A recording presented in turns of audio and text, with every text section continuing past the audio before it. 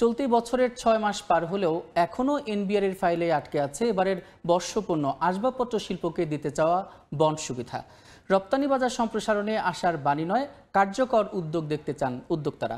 রপ্তানি পণ্য ও খাত বহুমুখীকরণে আসবাবপত্র সহ সম্ভাবনাময় নতুন খাতে দ্রুত বন্ড সুবিধা দেওয়ার তাগিদ দিচ্ছেন অর্থনীতিবিদরা। তবে অপব্যবহার ঠেকাতে কঠোর নজরদারির পরামর্শ তাদের। কামরুল হাসান সবুজের রিপোর্ট। আমরা এখন এক্সপোর্ট না করলে এই ইন্ডাস্ট্রিগুলো আসলে বেশি দিন টিকবে না। আরএমজি সেক্টরের এক্সপোর্ট বাড়লো, তার মধ্যে যে কয়েকটি নীতি এইটাতে বড় ভূমিকা রেখেছে, তার মধ্যে বন্ড একটা। আসবাবপত্র এই শিল্পের অভ্যন্তরীণ বাজার ৩০,০০০ কোটি টাকার। বাৎসরিক চাহিদার প্রায় শতভাগই পূরণ করছেন দেশীয় উদ্যোক্তারা। সময়ের সঙ্গে দেশে দাপট বাড়লেও পিছিয়ে পড়ছে আন্তর্জাতিক বাজারে, এমন পরিসংখ্যানই দিচ্ছে রপ্তানি উন্নয়ন ব্যুরো ইপিবি। সংস্থাটির তথ্য ২০২০-২১ অর্থ বছরে এ খাতের রপ্তানি আয় ছিল $7,95,00,000। ২০২৪-২৫ অর্থ বছরে যা নেমেছে $4,55,00,000। অথচ আন্তর্জাতিক বাজার পর্যবেক্ষণকারী মার্কিন সংস্থা গ্লোবাল মার্কেট ইনসাইটের তথ্য, বর্তমানে আসবাবপত্র শিল্পের বিশ্ববাজারের আকার $693.8 বিলিয়ন বা $৬৯,৩৮০ কোটি। ২০৩৪ সালে যা হবে $1.09 ট্রিলিয়ন বা $1,09,০০০ কোটি। ক্রমবর্ধমান এই বিশ্ববাজার ধরতে চলতি বছরের প্রথম দিন ২০২৫ সালের জন্য বর্ষপূর্ণ ঘোষণা করা হয় আসবাবপত্রকে। রপ্তানি প্রসার ও প্রণোদনামূলক কর্মকাণ্ডকে বেগবান করতে প্রতি বছর একটি পণ্যকে প্রোডাক্ট অফ দ্য ইয়ার ঘোষণা দেওয়া হয়। এরপর রপ্তানি বাজারে সম্ভাবনার দুয়ার খুলতে সামনে আসে কাঁচামাল আমদানিতে বন্ড সুবিধা। আশাবাদী উদ্যোক্তারা বলছেন, গেল ৬ মাসে দাপ্তরিক কাজ শেষ হলেও এখনো মিলেনি এই নীতি সহায়তা। এক্সপোর্ট প্রমোশন ব্যুরো, বাণিজ্য মন্ত্রণালয় সহ এনবিআর সবাই সহযোগিতা করেছেন। জানি না বাজেটে আমাদের ইয়েটা কেন পাস হয়নি। আসলে এটা না হওয়া পর্যন্ত যতই আমরা চেষ্টা করি না কেন, ফার্নিচার এক্সপোর্ট আসলে ওইভাবে আমরা করতে পারবো না। আমরা র মেটেরিয়ালসগুলো আমরা আসলে ইম্পোর্ট করে থাকি। যে ট্যাক্স, এটা দিয়ে আসলে আমরা কম্পিটিশনে আমরা টিকতে পারছি না। আমরা অনেক বায়ার আমাদের এখানে ঘোরাঘুরি করছে। অর্থনীতিবিদরা বলছেন, রপ্তানি আয় বাড়াতে সম্ভাবনাময় খাতে বন্ডের মতো নীতি সুবিধা শুধু দিলেই হবে না, নিশ্চিত করতে হবে এর সঠিক ও সর্বোচ্চ ব্যবহার। বন্ডের এই ফ্যাসিলিটিগুলো নতুন নতুন সেক্টরকে দেওয়াটা আমি মনে করি যে ভালো একটা পদক্ষেপ। পণ্য বহির্মুখীকরণের কথা আমরা বলি রপ্তানির ক্ষেত্রে, সেইটাও আমার জন্য ভালো হবে। 1-2 বছর পরে যদি আমরা টেস্ট করে দেখি যে এটার আসলে অপব্যবহার হচ্ছে না, তখন কিন্তু আমাদের একটা বিরাট সম্ভাবনা থাকবে যে অন্যান্য সেক্টরেও আমার এটাকে এক্সপ্যান্ড করার, এই অভিজ্ঞতাটা নিয়ে। এদিকে আসবাবপত্র রপ্তানিকারকরা শিগগিরই বন্ড সুবিধা পাবেন বলে বরাবরই আশ্বস্ত করে আসছে জাতীয় রাজস্ব বোর্ড এনবিআর। কামরুল হাসান সবুজ, সময় সংবাদ, ঢাকা। দর্শক, প্রতিবেদনটি দেখলাম। অর্থ বাণিজ্যের নানা খবরের পাশাপাশি আজ আমরা আলোচনা করব এবারের বর্ষপণ্য আসবাবপত্র শিল্পের সম্ভাবনা, নীতি সহায়তা এবং রপ্তানি খাত ও পণ্য বহুমুখীকরণে বহুমুখী উদ্যোগ নিয়ে। আর এই জন্য আমাদের সঙ্গে ভার্চুয়ালি যুক্ত হয়েছেন রপ্তানি উন্নয়ন ব্যুরোর ভাইস চেয়ারম্যান মোহাম্মদ আনোয়ার হোসেন। জনাব আনোয়ার হোসেন, এই সময় বাণিজ্যে আপনাকে স্বাগত। এই যে আমরা প্রতিবেদনটি দেখছিলাম, বিশেষ করে এবারের যে বর্ষপণ্য ফার্নিচার নিয়ে, আসবাবপত্র নিয়ে, তো সেখানে আসলে সেটা যদি আমরা রপ্তানি করতে চাই, তো রপ্তানি করার ক্ষেত্রে আপনাদের কি ধরনের উদ্যোগ নিচ্ছেন বা কিভাবে রপ্তানি আরেকটু বাড়ানো যেতে পারে বলে আপনি মনে করেন? ধন্যবাদ। আমরা মনে করি যে আমাদের ফার্নিচার খাত অত্যন্ত সম্ভাবনাময়। এর মূল কারণ হচ্ছে এটা একটা শ্রমঘন শিল্প এবং আমাদের যে শৈল্পিক যে ক্রাফটসম্যান, এটা আমাদের বেশ ভালো। ঐতিহাসিকভাবে আমরা এটাতে আমাদের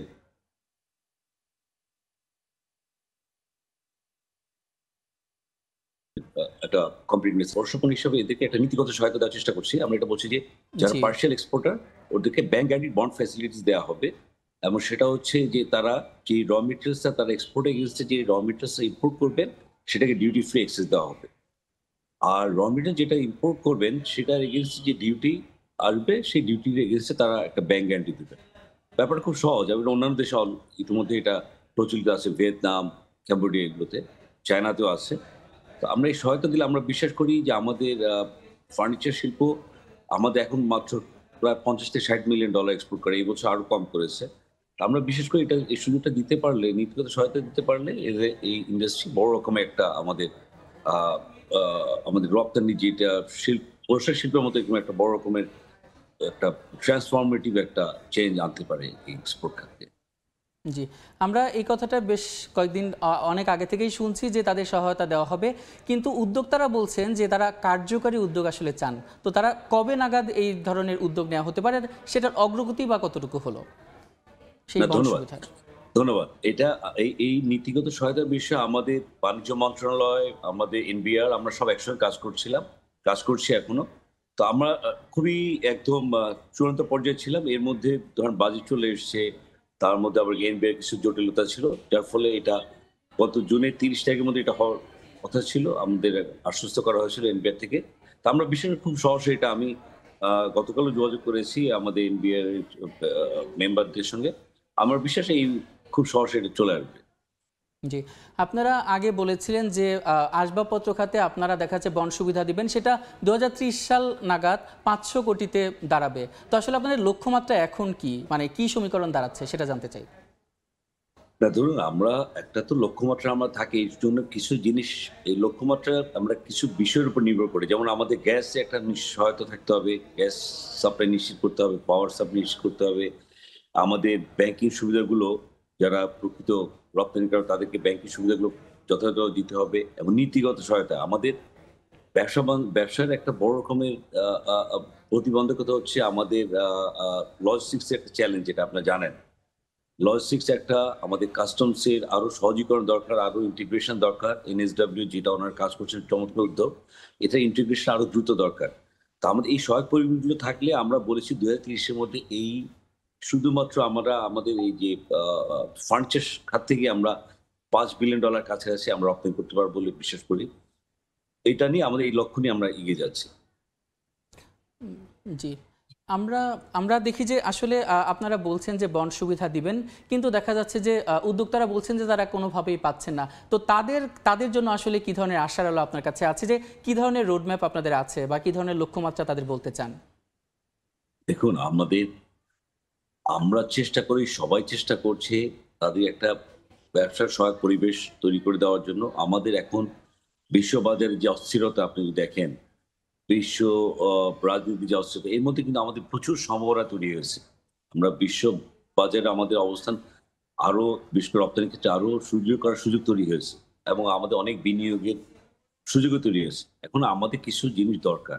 আমাদের বিশেষ করে আমাদের জ্বালানির নিশ্চয়তা দরকার, ব্যাংকিং খাতে আরো সংস্কার দরকার, সহায়ক পরিবেশ, তারপর লজিস্টিক্স, এগুলো ক্ষেত্রে পোর্টে, বিশেষ করে পোর্টের একটা বড় চ্যালেঞ্জ। কাস্টমসকে আরো সহজীকরণ করতে হবে। কারণ এই কাজগুলো নিয়ে আমরা সবাই, এটা একটা প্যাকেজের মতো হোলিস্টিক, এটা একটা হলো, আরেকটা না হলে কিন্তু খুব এগোনো যাবে না। তো আমরা পুরোটাগুলো নিয়ে, আমরা বাণিজ্য মন্ত্রণালয় সহ, আমরা এনবিআর, আমাদের যারা স্টেক হোল্ডার আছে, সবাই মিলে আমরা চেষ্টা করছি। হ্যাঁ, এখন আমরা যে আশ্বস্ত আমরা হয়েছিলাম বিভিন্ন কারণে, সেই সময়ের মধ্যে হয়তো হয়নি এটা, কিন্তু আমরা খুব সহজে হয়ে যাবে। এই কাজগুলো আমরা চলছে। আর এগুলো সংস্কার বা উন্নয়ন, ধরেন আপনি লজিস্টিক্সের উন্নয়ন করে, এটা একটা ধারাবাহিক একটা উন্নয়নের ব্যাপার। আমাদের ব্যাংকিং খাতে সংস্কার একটা সময়ের ব্যাপার, আমরা জানি। তার মধ্যে যতটুকু আমাদের হাতে আসে, আমি মনে করি সেইটুকু অন্তত যদি করে ফেলি, বিশেষ করে এনবিআর এই যে পার্সিয়াল এক্সপোর্টের যে ব্যাংক গ্যারান্টি বন্ড ফ্যাসিলিটি, এটা যদি আমরা দিয়ে দিতে পারি, আমরা এফওসি ফ্রি অফ কস্টে যে আরএমজির জন্য যে সুবিধাটা আছে, এটা সব সেক্টরের জন্য, আরএমজি কি বলে, আমাদের এক্সপোর্টের সব সেক্টরের জন্য দিয়ে দিলে, শুধু আরএমজি কি বলি, শুধু ফার্নিচার না, আপনি এমন অনেক অজানা খাত উঠে আসবে, আপনি চিন্তা করতে পারবেন না। অনেক সম্ভাবনা খাত আছে যেটা এখন সুপ্ত অবস্থায় আছে। আমাদের শুধু একটা সহায়ক পরিবেশ দরকার, আমাদের ব্যবসায়ীদের জন্য একটা সহায়ক পরিবেশ দরকার। জি, এখন আসলে রপ্তানি পণ্য এবং খাত বহুমুখী করণে যেতে চাচ্ছি, যে অন্যান্য খাতে রপ্তানি বাড়াতে আপনারা কি ধরনের উদ্যোগ নিচ্ছেন? আর আসবাবপত্রের ক্ষেত্রেই বা আপনারা বেশ বলছিলেন, তো অন্যান্য খাতে আসলে কি ধরনের উদ্যোগ নিচ্ছেন রপ্তানি বহুমুখীকরণে?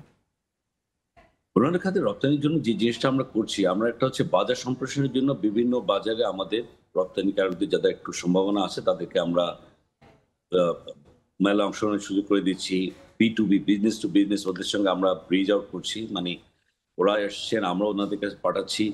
এটা একটা আমরা পিপিবির নৈমিত্তিক কাজ, আমরা এগুলো এই বাজার সম্প্রসারণ এবং বাজার পণ্যের প্রমোশনের জন্য কাজ করছি। পাশাপাশি আমরা যেটা আপনি একটু আগে বললাম, আমরা যে কয়েকটা নীতিগত মূল বিষয়টা, আমরা মনে করি যে নীতিগত সহায়তাটা সবচেয়ে বড় জরুরি এই মুহূর্তে। এবং পাশাপাশি আমাদের যে ব্যবসা সহায়ক যে নীতিগুলো আছে ব্যবসার